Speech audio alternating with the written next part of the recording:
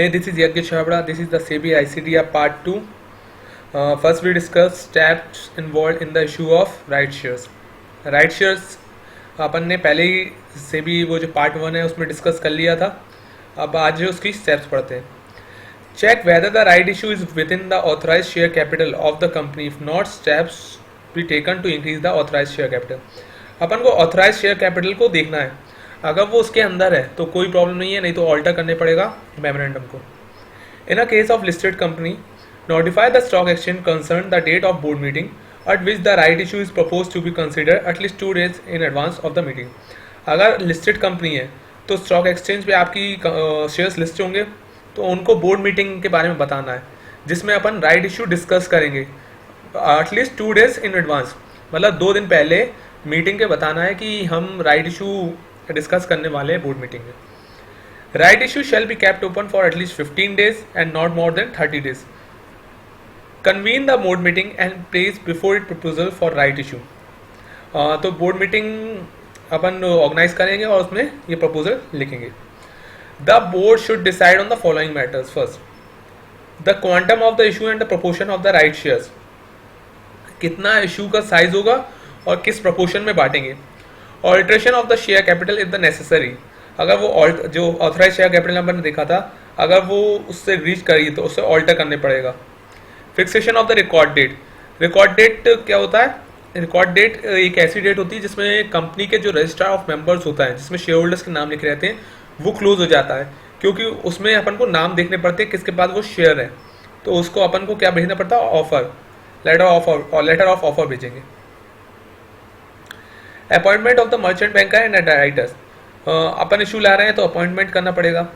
Approval of draft letter of offer and authorisation of the managing director, company secretary to finalise the letter of offer in consultation with the manager to the issue and the stock exchange with the SEBI. पहली बात तो letter of offer इसलिए अपन ला रहे हैं क्योंकि ये right issue है, जो अपन ने पहले डिस्कस कर चुके हैं पहले पार्ट 1 में. तो उसका जो ड्राफ्ट लेटर है वो ऑथराइज करेगा मैनेजिंग डायरेक्टर, या कंपनी सेक्रेटरी हो तो कंपनी सेक्रेटरी. किससे कंसल्ट करेगा? मैनेजर से. Manager to the issue. Manager to the issue क्या होगा? मर्चेंट बैंकर होगा. मर्चेंट बैंकर होगा manager to the issue. And the stock exchange से भी करेंगे और सेबी से करेंगे. Immediately after the board meeting notify the concern stock exchange about the particulars of the board meeting. जैसे ही बोर्ड मीटिंग खत्म होती है तो आपको स्टॉक एक्सचेंज को बताना पड़ेगा क्या रिजल्ट हुआ है, या तो अप्रूव हुआ है या डिसअप्रूव हुआ है. अगर अप्रूव हुआ है तो आगे की प्रोसेस पढ़ेंगे. If it is proposed to offer share to person other than the shareholder of the company, a general meeting has convened and a resolution to be passed for the purpose in the terms of section 62 of the company. अगर right share, जैसे right share है, right share किसको होगा? Existing share holders को. और अगर public को भी अपन देना चाहते हैं, या देखो, if it propose to offer shares to the person other than the share holders, मगर शेयर होल्डर्स को के अलावा भी किसी और को देना चाहते हैं, मतलब कंपोजिट इशू है, इसमें राइट इशू भी है और पब्लिक इशू भी है, जो अपन ने पहले पार्ट में पहले में डिस्कस किया था. तो उसके लिए स्पेशल रेजोल्यूशन पास करने पड़ेगा अंडर 62 किसकी? एफपीओ. इसमें section 62 of the company act बोलता है कि अगर आप फर्दर पब्लिक इशू ला रहे हैं, मतलब आईपीओ के बाद कोई इशू लाते हैं, तो सेक्शन 62 में गवर्न होता है. Forward 6 set of letter of offer to the concern stock exchange. 6 letter of offer अपन को कंसर्न स्टॉक एक्सचेंज को देने हैं. Dispatch letter of offer to the share holder by the registered post. Letter of offer अपन सबको दे देंगे, मतलब एग्जिस्टिंग शेयर होल्डर को दे देंगे. Check that advertisement giving date of completion of dispatch of letter of offer has been release. At least 1 English national daily newspaper, 1 Hindi national paper and regional language daily with registered offer of the issue company situated. Advertisement देखना है right issue का कि हमने letter of offer dispatch कर दी है. Check that advertisement contains the list of center where shareholder or person entitled to right obtain from duplicate copies of composite applications form. In a case of do not receive original applications along with the prescribed format or application may be decided. जो advertisement होगा वो जो existing share holders को एक बात और बताएगा कि आपको अगर नए शेयर्स लेंगे, नए शेयर्स और लेने हैं, मीन्स कंपोजिट एप्लीकेशन. ये लिखा है कंपोजिट एप्लीकेशन, मतलब जो दूसरे जैसे पब्लिक इशू है उसकी अगर आपको एप्लीकेशन लेनी है तो वो कहाँ मिलेंगी? The application of the share holder who apply both on plain paper and also in the composite application form are liable to rejected. अगर वो प्लेन पेपर में कुछ करता है तो उसकी एप्लीकेशन रिजेक्ट हो जाएगी। Make arrangement with banker for acceptance and share application form, जो बैंकर होता है उससे अपन को अरेंजमेंट करनी पड़ेगी कि एप्लीकेशन एक्सेप्टेंस और फॉर्म के लिए। Prepare scheme allotment in consultation with stock exchange, जो अलॉटमेंट की स्कीम है वो डिसाइड करेगी किससे, स्टॉक एक्सचेंज से पूछ के। Convene board meeting and make allotment of shares, अब अगर स्कीम अपन ने डिसाइड कर ली है तो एक बोर्ड मीटिंग करके उसे अलॉट कर देंगे। Make an application to the stock exchange where the company share are listed for permission of listing of new shares, जो स्टॉक एक्सचेंज पे अपन को एक परमिशन लेनी पड़ेगी कि जो अपन शेयर्स इशू कर रहे हैं उसे भी लिस्ट करवाना पड़ेगा क्योंकि लिस्टिंग कंपनी। ये हो गया राइट इशू। अब आते हैं बोनस इशू। ये डेफिनेशन है, ये मैं इतनी बड़ी डेफिनेशन पढ़ नहीं रहा, इसे शॉर्ट में समझाता हूँ। बोनस शेयर्स क्या होता है? बोनस शेयर्स को मैं पहले पार्ट में भी समझाया था, अभी भी समझा देता हूँ। बोनस शेयर इज सिंपली या कैपिटलाइज ऑफ रिजर्व्स, मतलब जो लाइबिलिटी साइड है, यहाँ आपके रिजर्व्स होते हैं या कैपिटल होता है, यहाँ से रिजर्व हो उठेगा कैपिटल बन जाएगा, this is called bonus shares. अब एडवांटेज पढ़ लेते हैं। Fund flow is not adversely affected, मतलब जो कैश है, जो एसेट साइड है वो तो कहीं जा नहीं रहा, जो रिजर्व्स हैं वही उस उठ के कैपिटलाइज बन रहे हैं, तो फंड फ्लो बिल्कुल अफेक्ट नहीं होता। Market value of the company share come down to the nominal value of the issue of bonus shares. इसका एग्जांपल मैं ऐसे देता हूँ, लाइक अभी अपने 150 शेयर्स हैं मार्केट पे और वो 200 रुपीज़ के प्राइस पे चल रहे हैं, तो अगर मैं 50 शेयर्स और डाल दूँ, लाइक इसकी डिमांड 200 है और अभी सप्लाई कितना है 150, तो डिमांड ज़्यादा और सप्लाई कम है, तो इससे प्राइस क्या बढ़ रहा है 200 पहुंच गया। अगर मैं 50 बोनस शेयर्स में डाल दूं तो ये शेयर डिमांड कितनी हो जाएगी 200, डिमांड 200 सप्लाई 200, तो उसकी प्राइस कितनी लोअर होगी ना, लाइक 100 रुपीज़ का मैंने बोनस, उसकी जो नॉमिनल वैल्यू थी 100 रुपीज़ थी, तो वो come down to the nominal value पे आएगा। तो market value of the company share come down to the value, मतलब जो सप्लाई ऑफ शेयर्स बढ़ जाएगा और डिमांड उसकी वैसे ही ज़्यादा है, तो वो दोनों मिक्स हो जाएगी, तो उसकी शेयर्स की वैल्यू डाउन हो जाएगी। Market value of the member share holding increases with the increase in the number of shares, जो मेंबर्स की शेयर होल्डिंग है वो बढ़ जाएगी क्योंकि अपन बोनस शेयर्स दे रहे हैं। Bonus share is not income hence it is not taxable, yes bonus share income तो है नहीं है तो टैक्स भी नहीं होगा। Paid up share of capital increases with the issue of, जो कंपनी की है वो paid up share capital increase हो जाएगी। ये कंपनीज एक्ट के प्रोविजंस हैं, वो आपको कंपनीज एक्ट में आप पढ़ लेना, तो ये मैं काट रहा हूँ। अपन आते हैं SEBI regulating pertaining to the bonus issue. वैसे भी ये जो कंपनीज एक्ट के प्रोविजन है वो सिक्योरिटी में बहुत कम पूछे जाते हैं, इसलिए मैं इसे अवॉइड करता हूँ। अपन मेंस टॉपिक पढ़ते हैं सिक्योरिटीज के। SEBI right of FCD PCD, FCD means fully convertible debentures and partly convertible debentures. जो डिबेंचर्स हैं आप बोनस शेयर दे रहे हो, जो डिबेंचर्स हैं जो कन्वर्ट होंगे बाद में इक्विटी शेयर्स में, अगर आज आप बोनस शेयर देते हो तो डिबेंचर्स का भी कुछ राइट बनता है उस शेयर में, तो वो उसी राइट की बात करना है पहले में। The propose share should not dilute the value और राइट ऑफ द फुल्ली और पार्टली कन्वर्टेबल डिबेंचर। मैंने आपको डाइल्यूट का पिछली बार एग्जाम वो एक समझाया था आपको, इस बार फिर समझा देता हूँ।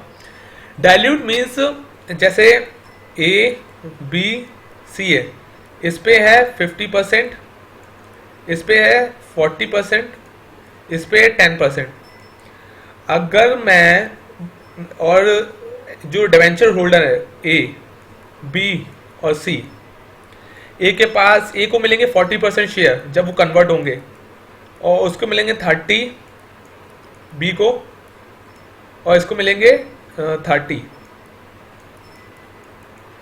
अगर मैं इनको शेयर होल्डर अगर मैं ये एग्जिस्टिंग शेयर होल्डर्स हैं इनको मैं शेयर इशू कर देता हूं तो इनकी शेयर होल्डिंग कितनी हो जाएगी, ज़्यादा हो जाएगी, बढ़ जाएगी, बढ़ जाएगी, बढ़ जाएगी। तो इनकी जो शेयर होल्डिंग है जो 40% है वो बाद में कितनी हो जाएगी, लाइक 20% हो जाएगी। तो ये डाइल्यूशन है, डाइल्यूशन है किसका, डिबेंचर होल्डर्स का। तो उसकी राइट्स अपन हार्म कर रहे हैं, तो उसकी राइट को बताया है। The company shall not make a bonus issue unless it made a reservation of equity shares of the same class in favor of the holder of the outstanding compulsory convertible debentures. मैं debentures की बात कर रहा हूँ, ऐसे कोई भी debt instruments होगा, आपको उनके लिए रिजर्वेशन करनी है। मैंने 100 डिवेंचर्स इशू किए हैं जो कन्वर्ट होंगे, तो मुझे कितने रिजर्वेशन करने पड़ेंगे? 100 इक्विटी शेयर्स, अगर 1:1 मैं बोनस इशू कर रहा हूँ। The equity share so reserve for the holder of fully partly और convertible debentures shall be issued at the time of conversion of such convertible debt instrument. जब उनको कन्वर्ट होंगे, जैसे कोई एक डेट है जिसमें कन्वर्ट होंगे, तो उसी टाइम ये बोनस इशू जो रिजर्व करेंगे वो भी दे देंगे। सेकेंड है out of free reserve. The bonus issue is made out of the free reserve built on the genuine profits और security premium collected in cash only. जो रिजर्व्स हैं, P&L जनरल रिजर्व्स, उससे अपन bonus issue दे सकते हैं, और security premium. Revaluation reserve, the reserves created by the revaluation of the fixed assets should not be capitalised. क्या बोला? The reserve जो revaluation से जो रिजर्व क्रिएट हुआ है उसे अपन कैपिटलाइज नहीं कर सकते। These reserves are in fact capital reserves. However, if the assets are subsequently sold and the profit are realized, such profit could be utilized for capitalization purpose. In fact, the government has in past record issue of bonus out of capital reserve representing realized capital profit. इसमें ये बोला है कि आप जो revaluation का जो profit होता है वो आप कैपिटलाइज नहीं कर सकते, बट आपने अगर जो असेट सोल्ड कर दिया और वो जो आपको जो प्रॉफिट है सचमुच का रियलाइज कर लिया है। एक रिवैल्यूएशन क्या होता है? मार्केट वैल्यू पे बेस करते हैं। अगर वो अपन ने एसेट सोल्ड कर दिया और वो एक्चुअल रियलाइजेशन हो सकता है, एक्चुअल रियलाइजेशन हो गया है, तो वो आप वो बोनस इशू में कर सकते हैं। Bonus issue should not be in lieu of dividend. Bonus share आप डिविडेंड के बदले नहीं दे सकते, मतलब आप डिविडेंड नहीं दे रहे, आप बोनस शेयर दे रहे हो। No, fully paid up shares होने चाहिए। बोनस शेयर्स हमेशा फुल्ली पेड अप होने चाहिए। No default in respect of FD और डिवेंचर्स। आपने कोई डिफॉल्ट नहीं किया होगा, कराओ फिक्स डिपॉजिट में और debenture. Statutory dues of employees.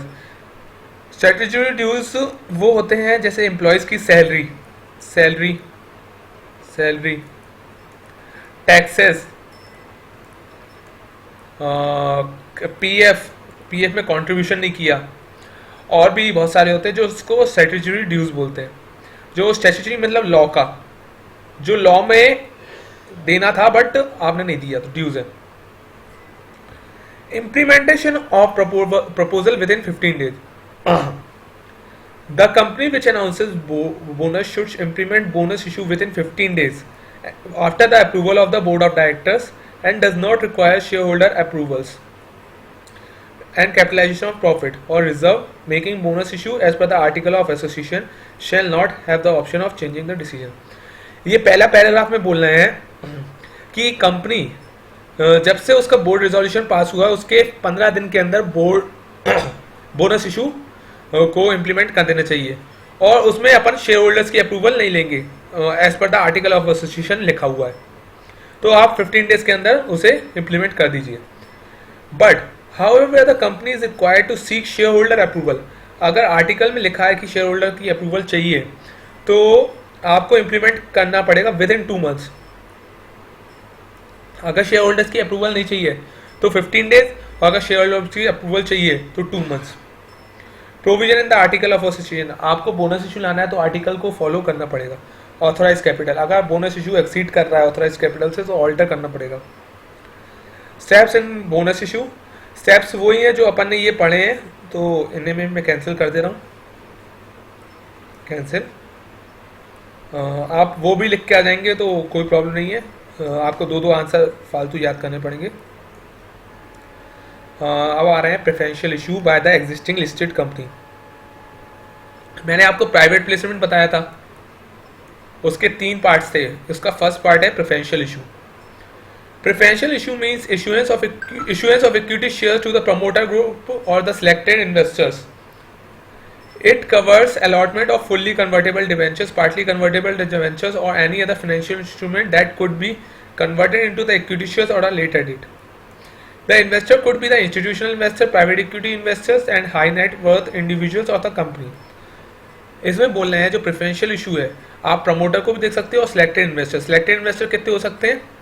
49, क्योंकि प्राइवेट प्लेसमेंट में 49 की लिमिट है। It covers allotment of the FCD, PCD और any financial instrument that could be converted into equity shares.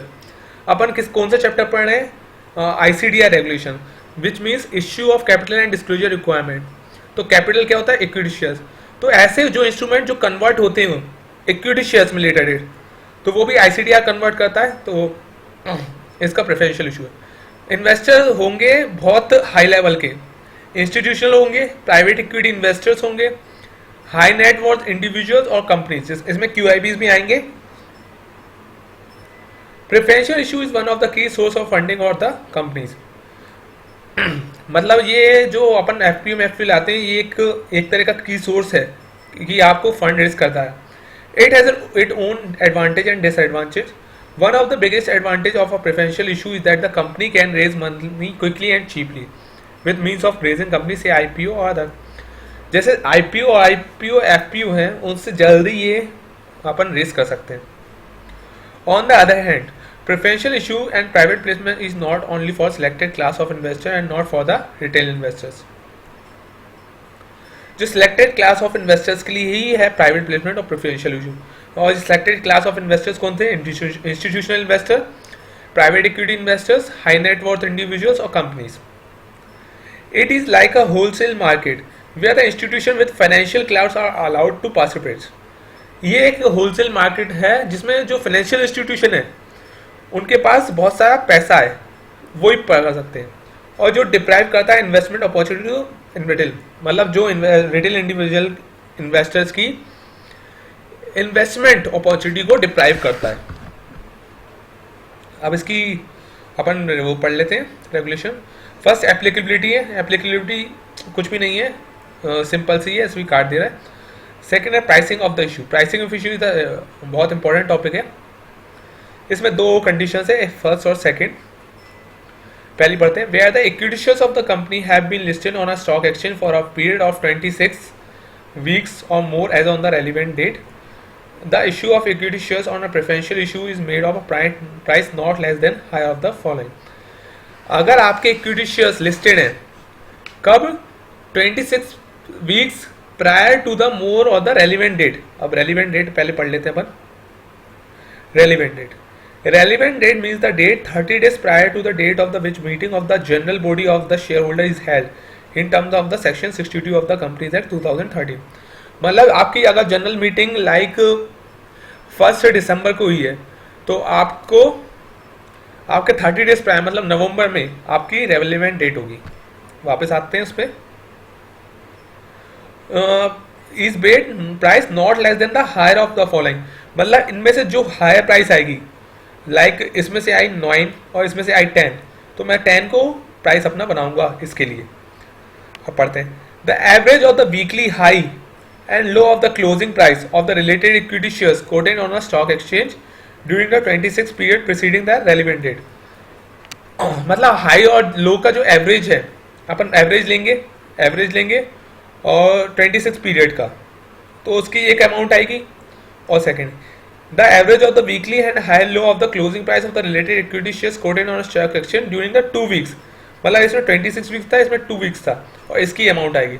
जो हायर होगी वो इस वाली कंडीशंस की प्राइस होगी। अब सेकंड कंडीशन पढ़ते हैं। Where the equity shares of a company have been listed on a stock exchange for a period of less than 26 weeks as on the relevant date, the issue of share on preferential issue basis has been made at a price not less than higher of the following. मतलब अगर आपके equity share listed नहीं है relevant date के इधर, तो आप कौन सी कंडीशंस कर सकते हैं? The price at which the shares were issued by the company in IPO. अगर आपने कोई आईपीओ लाया तो उसकी प्राइस लेंगे। द वैल्यू पर share arrived at the scheme arrangement under section 230 and 230 of the companies act. Arrangement मतलब compromise arrangement, merger, demerger, तो उसमें कोई शेयर्स की प्राइस आई है तो वो देख लेंगे। और सेकंड है the average of the weekly high and low of the closing price of related equity share on a stock exchange during the period have been listed. मतलब आपने जितने पीरियड के लिए लिस्टेड किया है उसकी कोई प्राइस आएगी। The average of the weekly high and low of the closing price of the related equity share coated on a stock exchange during 2 weeks preceding the, और जो 2 वीक्स की एक प्राइस आएंगी। तो इसमें से हायर ऑफ द फॉलोइंग अपन देख लेंगे। Upfront payment on warrants. An amount equitable to at least 25% of the price of the share fixed should be paid on the date of their allotment. Upfront payment of warrant मतलब तुरंत, मतलब immediately payment करना. तो जो आपने shares लिए हैं उसकी जो 25% प्राइस है वो आपको अभी अलॉटमेंट के समय आपको पे करनी पड़ेगी. The amount will be adjusted against the price payable subsequently on the acquisition of share on exercising of the option for the purpose.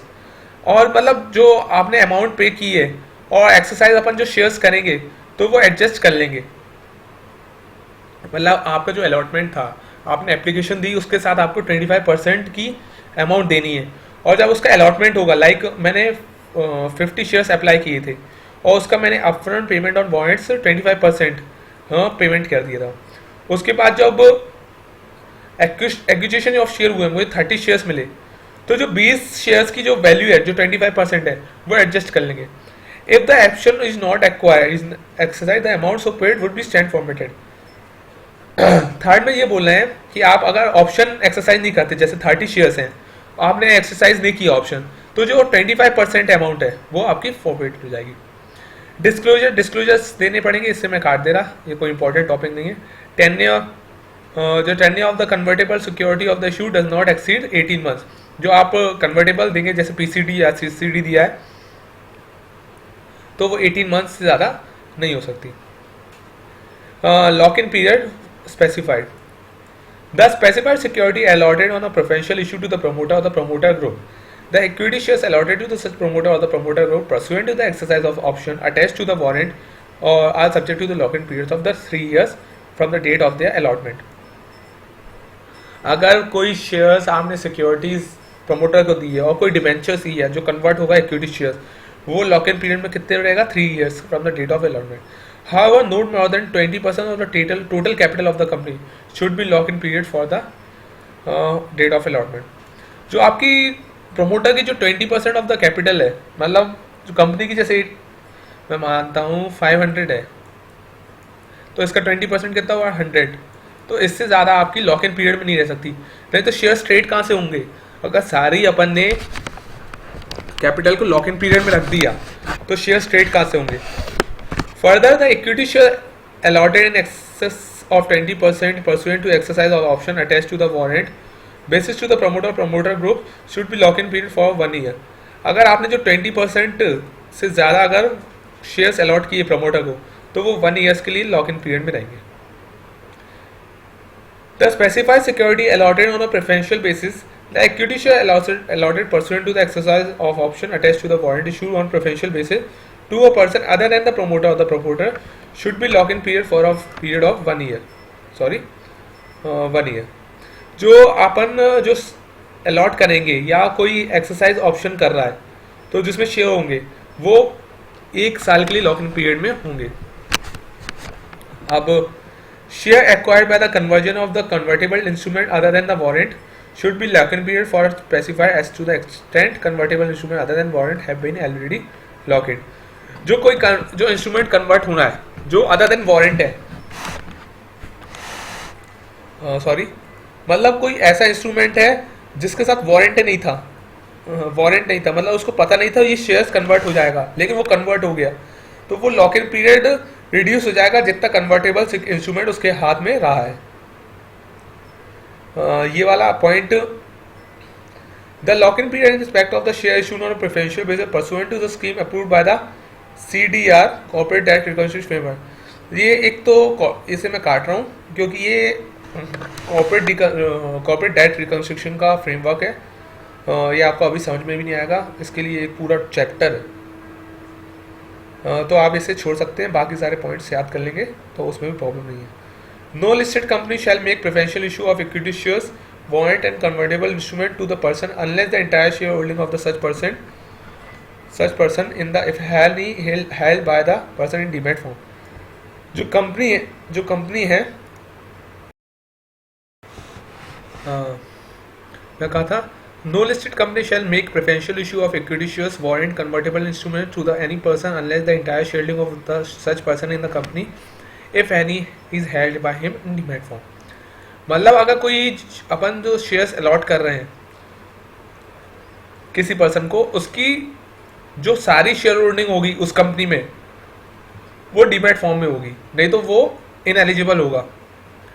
The entire preferential issue allotment share holding such allottee shall be under in lock in period of relevant date up to the 6 months from the date of preferential. मतलब जो existing capital है वो जो 6 month prior है, like relevant date कौन सी थी अपनी 1 दिसंबर, उसके 6 मंथ, लाइक जून से दिसंबर के वक्त आपने कोई भी शेयर्स को बेचा ना हो, क्योंकि वो लॉक इन पीरियड में आएंगे।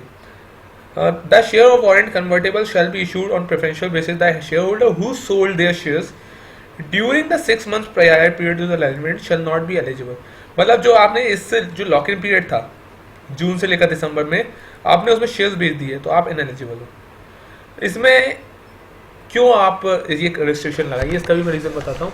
अगर आपने शेयर्स बेच दिए तो आप जो शेयर्स देने वाले हो नए इक्विटी, वो जो इक्विटी शेयर होल्डर्स को, तो वो तो सेकेंडरी मार्केट में कम प्राइस में खरीद लेंगे, तो आपका ये प्रेफरेंशियल इशू है, पीपी है, वो आपका फेल हो जाएगा। इसलिए ये रिस्ट्रिक्शंस है। ये allotment to the percent share holder resolution, ये not important for the exam point of view. Compliance certificate, the certificate is obtained from the statutory audit for the issuer company certified the preferential issue of the instrument is made in according with the requirement of the SEBI regulation. आपको एक statutory audit से एक certificate लेना है कि आपने सारी requirement comply की है। The auditor certificate shall be placed before the meeting of the share holders convenient to consider the proposed issue.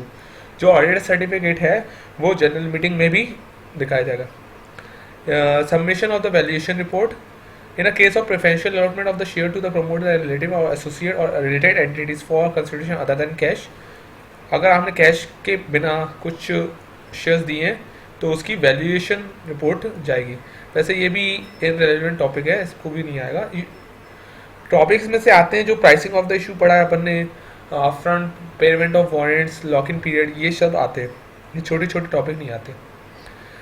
Use of the issue proceeds, ये भी नहीं है, ये भी नहीं है अदर रिक्वायरमेंट। अब मेन टॉपिक है नॉन एप्लीकेबिलिटी। प्रेफरेंशियल इशू कब अप्लाई नहीं होगा? These regulations are not applicable in case of the following. First, pursuant to the conversion of the loan. अगर आपका जैसे कोई लोन है और आप रिपे नहीं कर पा रहे हैं तो आप उसके लिए आप इक्विटी शेयर्स इशू कर लेंगे। आप इक्विटी शेयर्स इशू कर रहे हैं बैंक को, तो आप उससे प्रेफरेंशियल अलॉटमेंट क्यों बोलेंगे, है ना?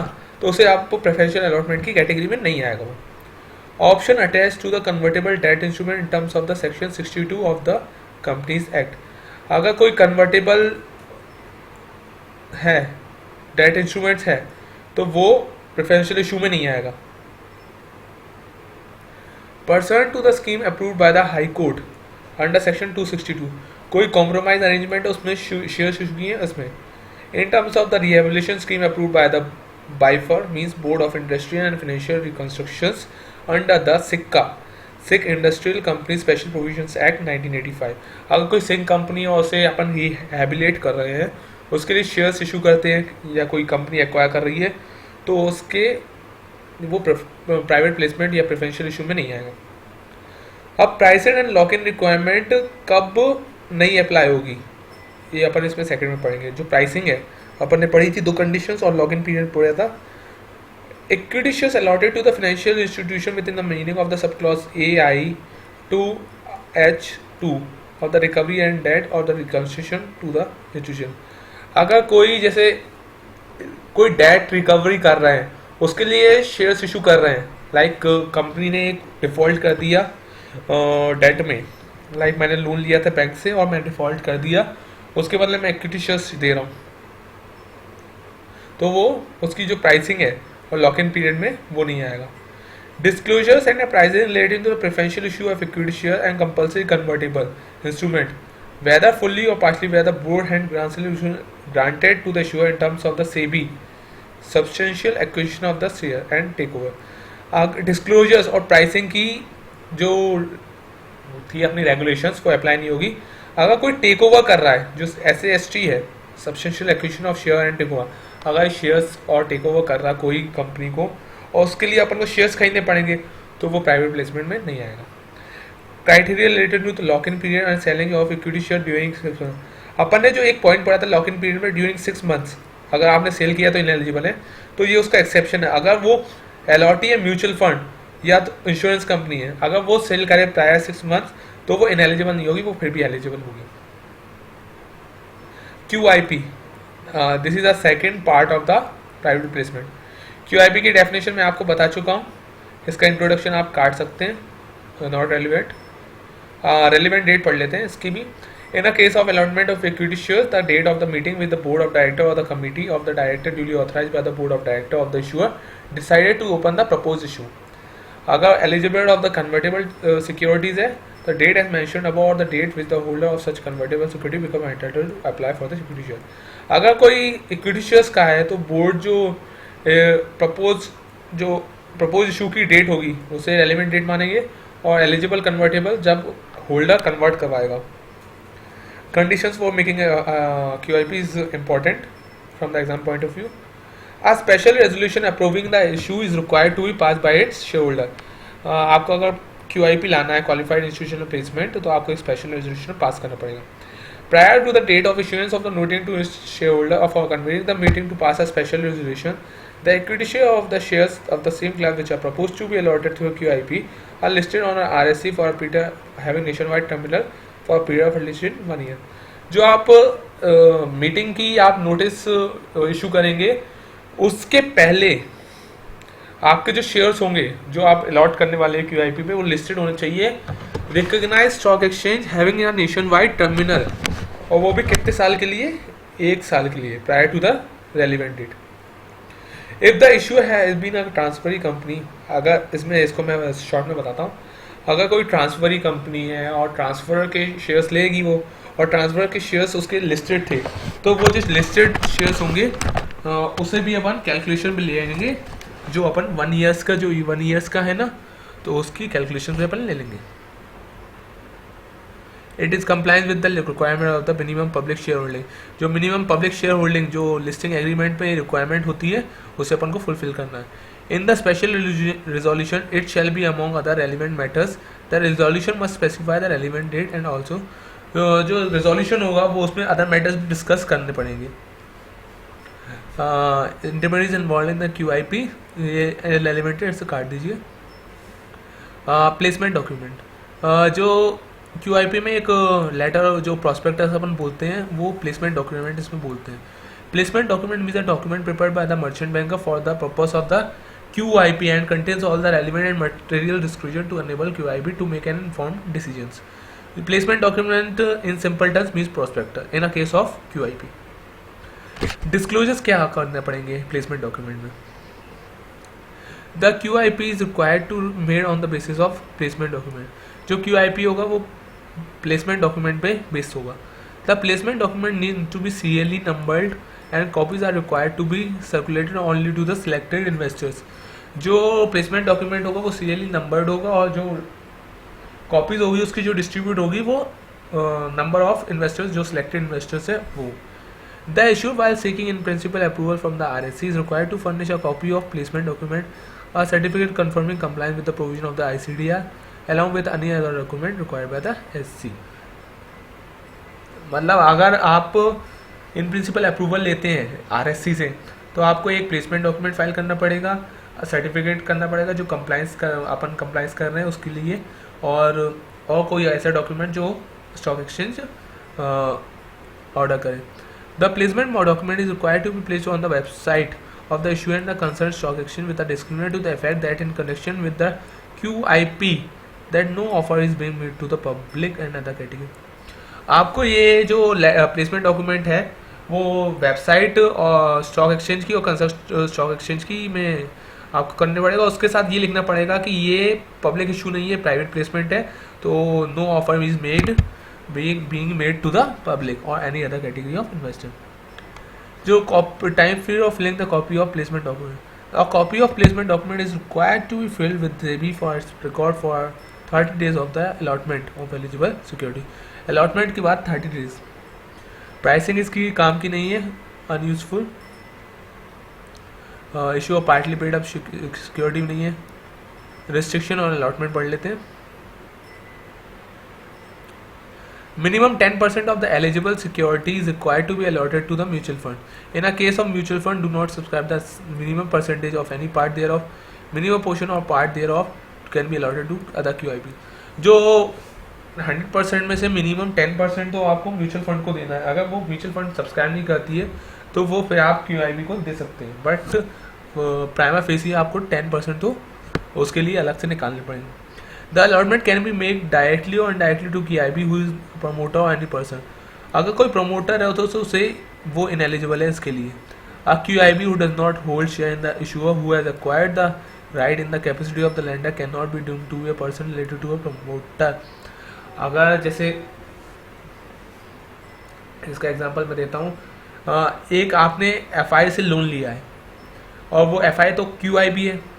आपने उसके शेयर आपने लोन लिया है FI से और आपने उसका लोन रिपे नहीं किया, लेकिन आपने उससे कोई इक्विटी शेयर्स ले लिए. तो वो जो पर्सन है वो प्रमोटर से रिलेटेड नहीं कहा जाएगा. आप क्योंकि शेयर्स उसके साथ ज़्यादा होंगे तो वो प्रमोटर से रिलेटेड नहीं कर जाएगा, क्योंकि उसकी जो राइट आई है वो कहाँ से आई है, कैपेसिटी ऑफ अ लैंडर. जो लैंडर था उसकी कैपेसिटी में आई है, तो वो रिलेटेड प्रमोटर से नहीं आएगा. इन अ QIP of non-convertible debt instrument along with warrant, an investor can subscribe to the combined offering of the non-convertible debt instrument with warrant or to the individual security that is neither convertible or. मतलब जो आप जैसे आप QIP हैं और आप दो तरह की हमने सिक्योरिटी इशू की है, नॉन कन्वर्टेबल. तो आप दोनों सिक्योरिटीज़ में आप अगर वो ले रहे हैं, पार्टिसिपेट कर रहे हैं, तो आपका एक रिजेक्ट हो जाएगी, एक फुलफिल हो जाएगी. Minimum number of allottees unuseful. Validity of the special provision unuseful. Restriction on amount rest unuseful. अगर आप चाहे तो पढ़ सकते हैं, लेकिन एग्जाम पॉइंट ऑफ व्यू से मैं आपको कैंसिल करवा रहा हूँ. Transfer of security cancel. अब आते हैं IPP. इसका अपन इतना पैराग्राफ पढ़ेंगे, बाकी ये अनयूजफुल है. Institutional placement program is a FPO of eligible security by eligible seller in the which the offer, allocation and allotment of the such security is made only to the QIB in terms of this chapter. जो IPP है वो FPO में शामिल होता है और वो eligible securities issue करता है. एलिजिबल क्यों, जिसको किसको करता है, QIB को. मतलब IPP एक FPO है जो एलिजिबल सिक्योरिटी किसको इशू करना है, अपन QIB को. कंडीशंस काट दीजिए, कोई इंपॉर्टेंट नहीं है. अपॉइंटमेंट ऑफ मर्चेंट बैंकर सबको पता है कि IPO कुछ भी इशू लाते हैं मर्चेंट बैंकर को करना पड़ेगा. प्राइसिंग एंड एलोकेशंस ये भी रेलिवेंट है. Restrictions it is very important topic. मतलब IPP में सबसे इंपॉर्टेंट टॉपिक यही है. पहला पढ़ते हैं. द प्रमोटर और the promoter group who are offering the eligible security should not have been purchase and sold the eligible security of the company in the 12 weeks prior to the offer, and they should not undertake not to purchase or sell eligible security of the company in the 12 weeks after the offer. इस इतने paragraph में ये लिखा है कि अगर आप जैसे 1 दिसंबर को आप सिक्योरिटी ऑफर ला रहे हैं तो उसके 12 weeks प्रायर और 12 weeks आफ्टर जो प्रमोटर की जो शेयर होल्डिंग होगी वो आप बेच नहीं सकते. मतलब आप कोई शेयर सेल नहीं कर सकते और बाय भी नहीं कर सकते 12 weeks prior to the date of offer और 12 weeks after the date of offer. अभी तक तो इतना दिया है. उसके बाद हाउएवर सच प्रमोटर और the promoter group with in 12 weeks offer eligible security held by them through IPP और offer for sale through stock exchange mechanism subject to the condition there shall be a gap of minimum 2 weeks of 2 successive offer और programme. हाँ, एक इसमें provided दिया है कि अगर आप IPP या offer of sale, offer for sale के ज़रिए आप अपनी सिक्योरिटी ऑफर करते हैं और subject to the condition there shall be a gap of minimum 2 weeks between the 2 successive offer और प्रोग्राम्स. तो ये आ गया पहला अपना point. Allocation and allotment under the IPP shall be made subject to the following condition. जो 25% है उससे आप अलॉट करो म्यूचुअल फंड या इंश्योरेंस कंपनी को. और ये वाला सेम पहले वाला है. No allocation allotment shall be made either directly और indirectly to the QIB who is the promoter और any person related to the promoter of the issuer However, the QIB does not hold any shares in of the issuers who had acquired the right in the capacity of a lender shall not be deemed to be a person related to the promoter. ये वाला point अपन पढ़ चुके हैं पहले कि आपका जो ये वाला मैं बताता हूँ, जो QIB आप मतलब FI से आपने लोन लिया लेकिन आप उसका लोन कर नहीं पाए और उसको आपने शेयर दे दिए, तो वो एक्वायर कर रहा है right in the capacity of lender. The issuer shall accept bid using as per facility only. तो इशूअर होगा वो सिर्फ बेड एक्सेप्ट करेगा एज पर फैसिलिटी से. The bid shall not applicant by the IPP programme shall not revise downward और withdrawal. मतलब आप उसको अपवर्ड कर सकते हैं, डाउनवर्ड नहीं कर सकते और विड्रॉल नहीं कर सकते. ये इरेलीवेंट है, ये इरेलीवेंट इरेलीवेंट इरेलीवेंट. इरेलीवेंट मतलब एग्जाम पॉइंट ऑफ व्यू से मैं बता रहा हूँ आपको. Issue of security by small and medium enterprises. अच्छा टॉपिक है ये, इसे पढ़ लेते हैं. Applicability. The company can issue security if the post-issue face value capital does not exceed 10 crore rupees. The face value capital is more than 10 crores up to the 25 crores. मतलब 10 crores है या 10 crores से ज़्यादा है, लेकिन 25 crores पर आप नहीं. Filling of offer document irrelevant, ये भी इरेलीवेंट है, इरेलीवेंट. ये दोनों टॉपिक जो migration to the main board है और migration to the SMA exchange है, it is a very important topics. A listed company whose post-issue value face value capital is less than 25 crore rupees can migrate specified security to the SMA exchange. जो share holders की जो face of value capital है वो migrate करती है SMA exchange. SMA exchange में migrate कर रही है, मतलब उसकी अभी लिस्ट कहाँ है, मेन बोर्ड पे. मेन बोर्ड मतलब कोई जो स्टॉक एक्सचेंज में जिसमें नॉर्मली ट्रेड होती है, और वो कहाँ माइग्रेट कर रही है, SMA एक्सचेंज में. अब कैसे माइग्रेट कर सकती है, उसको शेयर होल्डर अप्रूव करनी पड़ेगी और फुलफिल एलिजिबिलिटी क्राइटेरिया करना पड़ेगा. अपन कहाँ थे, migration to the SMA exchange. A listed company whose post-issue face value capital is less than 25 crore rupees can migrate its specified security to the SMA exchange. मतलब जो मेन बोर्ड में उसकी security listed है वो से अब कहाँ ला रहा है, SMA एक्सचेंज पे. तो क्या कंडीशन वो फुलफिल करेगा. If its shareholder approves such migration by passing a special resolution through postal ballot or to his effect, if the such issuer fulfill the eligibility criteria for the listing laid down by SMA exchange. But इसमें एक conditions जो बहुत new है. However, the special resolution shall be acted upon if the votes cast by the shareholder other than the promoter in favor of the proposals amount to be at least 2 times the number of votes casted other than the promoters against the proposal. मतलब 2:1 का ratio होना चाहिए. अगर यहाँ पर 2 vote हुए तो आपको यहाँ पर 4 वोट्स लाने पड़ेंगे, तो आपका रेजोल्यूशन पास होगा. ये इज अ न्यू प्रोविजंस. अब माइग्रेशन टू द मोड मतलब SMA एक्सचेंज में उसकी लिस्टेड है, उसे माइग्रेट करना है मेन बोर्ड पे. And company whose specified security are listed on SMA exchange and whose post issue face value capital is more than 10 crore rupees up to 25 crore rupees can migrate specified security to the main board if it shareholder approve such resolution और the fulfil the. मतलब इतना जो है para वो same as migration to the SMA exchange का है. अब लेकिन 2 कंडीशंस, इसकी जो एक कंडीशन है वो नहीं है. The post issue face value capital of the issue listed company on SMA exchange is likely to increase 25 crore rupees.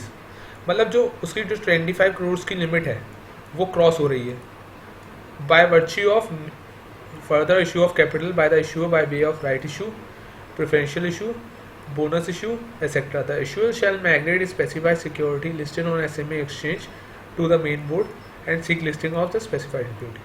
अगर आपकी जो 25 crore rupees से कैपिटल एक्सेस कर रही है ऑन द किसी का भी इफेक्ट हो, चाहे आपने नए शेयर्स इशू किए हो, बोनस इशू किया, तो आपको माइग्रेट करनी पड़ेगी मेन बोर्ड पे.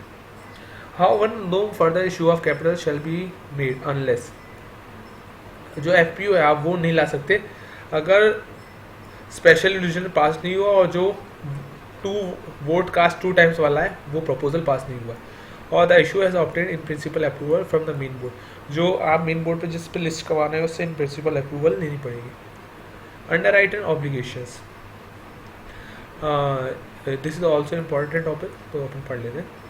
The merchant banker shall underwrite at least 15% of the issue size of their own account. जो मर्चेंट बैंकर है उसे कम से कम 15% अंडरराइट करना पड़ेगा issue size. The issue is consultation with the merchant banker appoint in underwriters और and the merchant bankers may enter into agreement with the nominated investors indicating they are the number of specified security which agreed to be subscribed at the issue price in the जो merchant bankers से consult करके appoint underwriter करेगा और nominated investors करेगा। इसकी पहले अपन definition पढ़ लेते हैं नॉमिनेटेड इन्वेस्टर्स की। इट मीन्स QIB और प्राइवेट इक्विटी फंड, मतलब एक प्राइवेट इक्विटी फंड और QIB है जो enter into an agreement with the merchant banker, जो मर्चेंट बैंकर से एंटर एग्रीमेंट करता है, subscribe to the issue of in the case of under subscription, मतलब अंडर राइट करेगा, और टू रिसीव और deliver the security in the market making process. Market making process में अभी बाद में समझाऊंगा आपको, अभी वापस उस अंडर राइटिंग पे चलते हैं। If other underwriting to fulfil the under obligations, तो नॉमिनेटेड इन्वेस्टर्स की आपको डेफिनेशन समझ में आ गई। Third point, if the other underwriter fails to fulfill the underwriting obligations or the nominated investor, the unsubscribed portion the merchant banker fulfill the underwriting obligations। जो merchant banker ने agreement किससे किया था, नॉमिनेटेड इन्वेस्टर, तो अगर ये fulfil नहीं करता तो मर्चेंट बैंकर को फुलफिल करनी पड़ेगी। The underwriter other than the merchant bankers and nominated investors who have entered into agreement for subscribing to the issue shall not the subscribe. इसका शॉर्ट प्रोविजन मैं बताता हूँ। अगर आपने अंडरराइट के लिए जैसे 15% मैंने मर्चेंट बैंकर ने अंडर राइटिंग लिया है और उसके अलावा भी उसने एप्लीकेशन दी है कि मुझे इतने शेयर्स लेने, तो ये एप्लीकेशन रिजेक्ट हो जाएगी क्योंकि आप 15% ऑलरेडी अंडर राइट कर रहे हैं। All the underwriting and subscription arrangement made by the merchant banker shall be disclose in the offer document. Offer document और जो अरेंजमेंट है वो सब डिस्क्लोज होना चाहिए। The merchant banker shall file an undertaking of SEBI that the issue has been 100% underwritten. SEBI merchant banker एक document file करेगा सेबी की या हमारा इशू 100% अंडररिटन है। मार्केट मेकिंग ये रेलिवेंट टॉपिक तो है नहीं है, तो इसलिए ये सब मैं कैंसिल कर रहा हूँ। अब आते हैं इंस्टीट्यूशनल ट्रेडिंग प्लेटफॉर्म पे। ये एक नई रेगुलेशन आई है, तो अभी ये इम्पोर्टेंट है, तो इस एग्ज़ाम के लिए इम्पोर्टेंट है, तो अपन पढ़ लेते हैं। Institutional trading platform eligibility criteria देखते हैं। For SME to eligible to list in specified security or institutional trading platform, the following requirement should be satisfied. First, the name of the promoter, group company or the director should not appear on the willful defaulter list and the RBI of the CIBIL। जो कोई promoter है या group company है वो wilful defaulter list में जो maintain करती है RBI और CIBIL, वो उसकी लिस्ट में नहीं आनी चाहिए। There should be a no winding of petitions नहीं फाइल करनी चाहिए। The group company or subsidiary have not been referred to the BIFR board of industrial financial, जो कंपनीज होती हैं वो उसमें रिफंड नहीं करनी चाहिए। No regulatory action has been taken against the company promoter by the SEBI RBI IRDA MCA within a period of 5 days prior to the date of application of listing. कोई ऐसा action नहीं लेना चाहिए कि 5 days prior to the date of listings. The incorporation of the company should have been at least 1 year old and not more than 10 years. The revenue of the company has not exceeded 100 crore rupees or of the previous financial year. The paid up capital of the company shall not exceed 25 crore rupees in all the previous financial year. The company has at least one full year's audited financial statement immediately preceding the financial year making the listing applications. So this is आगे का आप पढ़ लेंगे, तो this is it. This is the second part of the SEBI ICDR regulation which